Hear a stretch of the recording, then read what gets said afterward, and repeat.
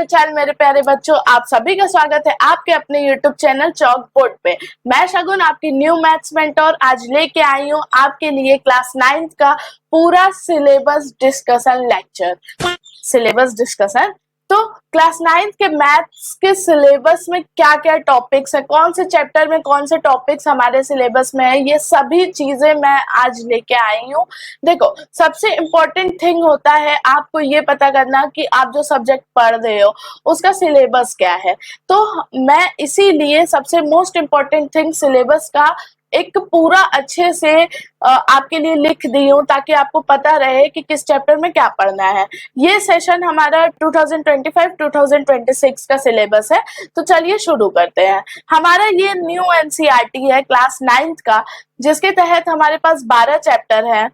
1 से लेके जो हमारा पूरा है 12 तक है, मतलब नंबर सिस्टम से लेके स्टैटिस्टिक तक चैप्टर है हमारे पास। इसमें देखो इम्पोर्टेंट और थोड़ा समझने में दिक्कत होता है, पता है कौन कौन से चैप्टर में? ये हो गया lines and angles, triangles, quadrilateral, circle. ये 4 चैप्टर थोड़ा डिफिकल्ट है, बट आप मेरे साथ पढ़ोगे तो आपको मजा भी आएगा और आपको सब समझ में भी आ जाएगा। चलिए तो देखिए, सबसे पहले हम लोग का आ गया ये number system.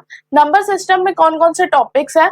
Represent of number, integer, rational number on number line. देखिए, सबसे पहले तो यही है कि नंबर लाइन पे कैसे रिप्रेजेंट करते हैं हम किसी भी नंबर्स को, इंटीजर्स को, रेशनल नंबर्स को। ठीक है, ये है। फिर दूसरा हम लोग को पढ़ना है कि रेशनल नंबर क्या होता है। तीसरा रिकरिंग टर्मिनेटिंग डेसिमल क्या होता है। बच्चा, आप मेरा इंट्रोडक्शन लेक्चर देखना क्लास 9th का, उसमें मैंने बताया रिकरिंग मतलब क्या होता है हमारा, रिपीटिंग। रिकरिंग मतलब repeating, repeating terminating decimal, repeating को ही रिकरिंग बोलते हैं। अब नॉन टर्मिनेटिंग डेसिमल्स, ये भी मैंने बताया इंट्रोडक्शन चैप्टर में। आपको सब पढ़ाया जाएगा एकदम टॉपिक वाइज, एकदम जो आपके सिलेबस में है, जो आपको बहुत हेल्प करेगा आपके एग्जाम्स में, स्कूल के एग्जाम्स में। तो आप बस जुड़े रहिएगा हम लोग के साथ।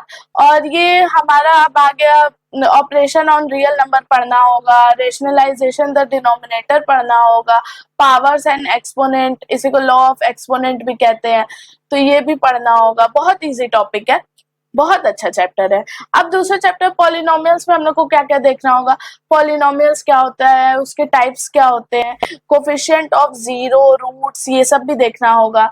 डिग्री ऑफ पॉलिनोमियल पढ़ना होगा। रिमाइंडर थ्योरम, देखो ये इंपॉर्टेंट है, remainder theorem is important. Factor theorem भी बहुत इंपॉर्टेंट है।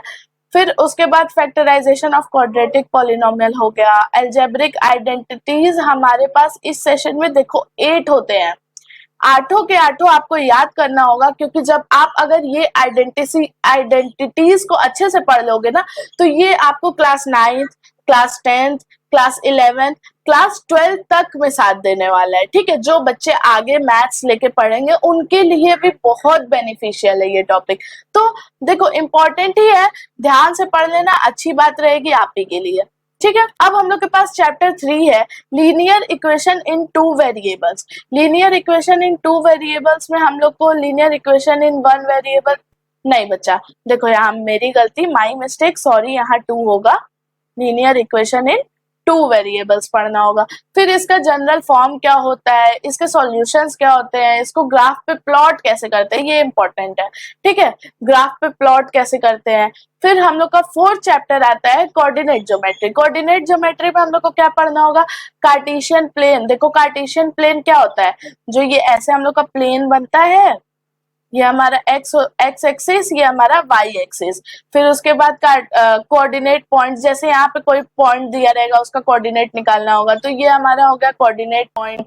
फिर नेम्स ऑफ द पॉइंट, फिर एप्सिका ऑर्डिनेट भी पढ़ना होगा। नोटेशंस क्या होते हैं ये सब पॉइंट्स के, ये सब। ठीक है, इस चैप्टर में हम लोग को बेसिकली प्लेन पे ही जो जो काम होते हैं वो सारी चीजें पढ़नी होगी। तो अब हम लोग का आता है chapter 5, introduction to Euclid's geometry. यहीं से हमारा ट्रायंगल, और स्क्वायर, ट्रेपीजियम, काइट, जितने भी शेप होते हैं ना, उनका निर्माण यहीं से ही हुआ है। ठीक है, अब इसके बारे में हम लोग को थोड़ा सा हिस्ट्री पढ़ना होगा, इसका डेफिनेशन पढ़ना होगा और कॉमन नोटेशंस देखने होंगे, फिर एक्सियम के बारे में पढ़ना होगा, पोस्टुलेट्स के बारे में पढ़ना होगा, इसके थ्योरम्स पढ़ने होंगे इस चैप्टर में। ठीक है, अब यहाँ से क्या होता है, चैप्टर 5 के बाद से जितने हैं आपके, वो थोड़े ज्योमेट्रिक बेसिस पे हैं, जैसे शेप्स के चैप्टर्स है एंड लाइन्स एंड एंगल्स के चैप्टर्स है।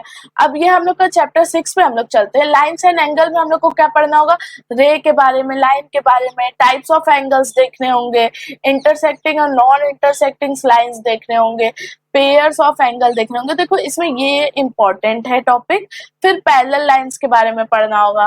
ठीक है, अब नेक्स्ट चैप्टर पे चलते हैं, जो कि हम लोग का है चैप्टर 7, ट्रायंगल्स। ट्रायंगल्स में हम लोग को, देखो ट्रायंगल तो हम लोग जानते ही है कैसे बनता है, इस पे बनाना थोड़ा हार्ड है बट आपकी मैम ट्राई करती है। ठीक है, ये हमारा ट्रायंगल होता है। ट्रायंगल बहुत सारे होते हैं, तो हम लोग को ट्रायंगल्स के बारे में पढ़ना होगा, उसके टाइप्स के बारे में पढ़ना होगा। कॉन्ग्रुएंट ट्रायंगल, देखो ये नया चीज है और बहुत इंटरेस्टिंग टॉपिक है, मैं बता रही हूँ क्योंकि एज पर्सनल मेरा ये फेवरेट टॉपिक था क्लास 10th में, कॉन्ग्रुएंट ट्रायंगल्स, जिसमें हम लोग को कॉन्ग्रुएंसी प्रूफ करना रहता था ट्रायंगल्स का। बहुत अच्छे अच्छे क्वेश्चंस इस पे बनते हैं और एग्जाम में इस पे क्वेश्चंस आते भी हैं। ठीक है, फिर इसके शेप्स के बारे में, कॉन्ग्रुएंट क्राइटेरिया, मतलब ट्रायंगल्स के क्या क्या कॉन्ग्रुएंट, मतलब कॉन्ग्रुएंसी प्रूफ करने के लिए क्या क्या क्राइटेरिया है, वो चीज है। फिर angle opposite to equal sides एक टॉपिक है आपका, side opposite to equal angles है। फिर सारे के सारे थ्योरम पढ़ने होंगे, ये इंपॉर्टेंट है। ठीक है, अब नेक्स्ट चैप्टर चलते हैं, क्वाड्रिलेटरल। तो हम लोग का क्वाड्रिलेटरल क्या होता है, क्वाड्रिलेटरल हम लोग को पता है ये कुछ ऐसे बनता है ना क्वाड्रिलेटरल। थोड़ा शेप दिक्कत है बच्चों, माफ कर देना, लेकिन समझ जाओ। ठीक है, ऐसे ऐसे क्वेश्चंस रहेंगे। टाइप्स ऑफ क्वाड्रिलेटरल पढ़ना होगा, पैरेललोग्राम और उसके टाइप्स क्या होते हैं, सॉरी प्रॉपर्टीज क्या होते हैं। Mid point theorem is important topic. फिर square, rhombus, trapezium, kite, triangle, और ये सब के बारे में आपको इस चैप्टर में पढ़ना होगा और मेनली इसके प्रॉपर्टीज को जानना होगा। ठीक है, ये भी बहुत इंटरेस्टिंग चैप्टर है।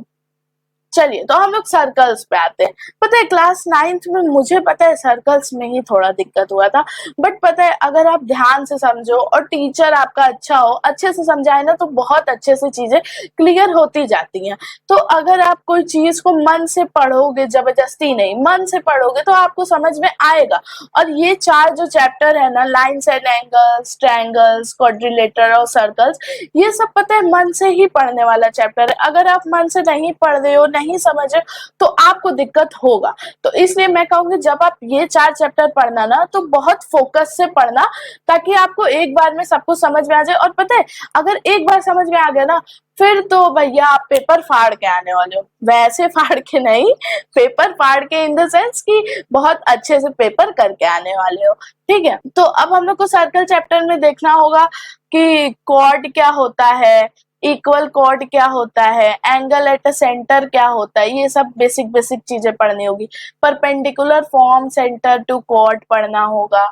इक्वल कॉर्ड क्या होता है, वही चीज जो मैंने ऊपर लिखा है। Angle on centre is double the angle, ये सब टॉपिक्स है। ओके, साइक्लिक क्वाड्रिलेटरल कॉन्सेप्ट पढ़ना होगा। एंगल्स इन सेमी सर्कल पढ़ना होगा। सेमी सर्कल मतलब पता है ना, ये आधा सर्कल आपका। देखिए इस पे बनाना बहुत मुश्किल है, पर फिर भी आई ट्राई।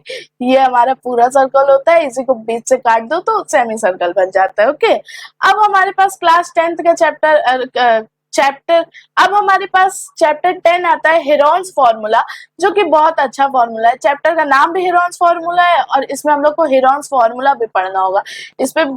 इस पे बेस फॉर्मूला होता है, वो आपको पढ़ना होगा। इसमें देखिए सेमी पेरीमीटर ऑफ ट्रायंगल का भी फॉर्मूला पढ़ना होगा ये। फिर उसके बाद एरिया ऑफ इक्विलेटरल ट्रायंगल भी पढ़ना होगा, फॉर्मूला होगा इसका भी। फिर एरिया ऑफ राइट ट्रायंगल का भी फॉर्मूला होगा। अच्छा चैप्टर है हेरोन्स फॉर्मूला, आप पढ़ना, बहुत मजा आएगा। अब सरफेस एरिया एंड वॉल्यूम, इसमें बेसिकली आप समझो ये चीज, सरफेस एरिया एंड वॉल्यूम में आपके कम से कम कुछ नहीं तो कुछ आपके 15 फॉर्मूले हैं। ठीक है, अगर आप ये 15 फॉर्मूले पूरे अच्छे से याद कर लेते हो, ध्यान में रख लेते हो। आपको अगर ये 15 फॉर्मूला अच्छे से समझ में आ जाता है ना, तो ये आपको क्लास 9th में तो हेल्प देगा ही देगा, क्लास 10th में आपको एकदम मैथ्स का राजा बना देगा, समझे? इसलिए ये 15 फॉर्मूले बहुत ध्यान से पढ़ना, मैं पढ़ाऊंगी अच्छे से। और हाँ, देखो मैं लास्ट में एक चीज भी बता के जाने वाली हूँ जो कि आप लोगों को अच्छा लगेगा। आपकी मैम आपके लिए इतना मेहनत कर रही है, आपकी मैम आपके लिए एक चीज सोची है, तो मैं लास्ट में बताती हूँ, पहले ये हम लोग कवर करते हैं। तो इसमें हम लोग को सरफेस एरिया का फॉर्मूला पढ़ना होगा और वॉल्यूम्स का फॉर्मूला पढ़ना होगा। किसका किसका? क्यूब का, क्यूबॉइड का, स्फीयर का, हेमिस्फीयर का, कोन का, सिलेंडर का। ऐसा नहीं है कि बस ये शेप्स के फॉर्मूले पढ़ लोगे हो जाएगा, नहीं। देखो कई बच्चे सोचते हैं कि बस ये शेप्स के सरफेस एरिया फाइंड करने को बोलेगा, नहीं। देखो हम लोग को पता है क्वेश्चन कैसे बनते हैं, ज्यादातर मिक्स्ड शेप्स पे क्वेश्चन बनते हैं। मतलब जैसे मान लो एक ट्रायंगल है, ठीक है, उसके नीचे सिलेंडर रखा जाता है, तो अब ऐसे फिर आपको क्वेश्चन बनाना होगा। छोड़ो, ड्राइंग खराब है, हटाओ हटाओ। हाँ, तो ऐसे क्वेश्चंस रहेंगे तो उसमें फाइंड करने होंगे, ठीक है। अच्छी चैप्टर है ये भी। अब हम लोग आते हैं हमारे क्लास 9 के लास्ट चैप्टर पे, स्टैटिस्टिक। अब इसमें क्या होता है, आपको कुछ गिवन डाटा दिए रहते हैं और उसको आपको शो करना रहता है। तो इसमें 3 मेथड होते हैं शो करने के। एक तो आपका बार ग्राफ पे, एक हिस्टोग्राम से और एक फ्रीक्वेंसी पॉलीगॉन से। ये 3 तरीके होते हैं उसको शो करने का, कोई भी गिवन डाटा को शो करने का, ठीक है।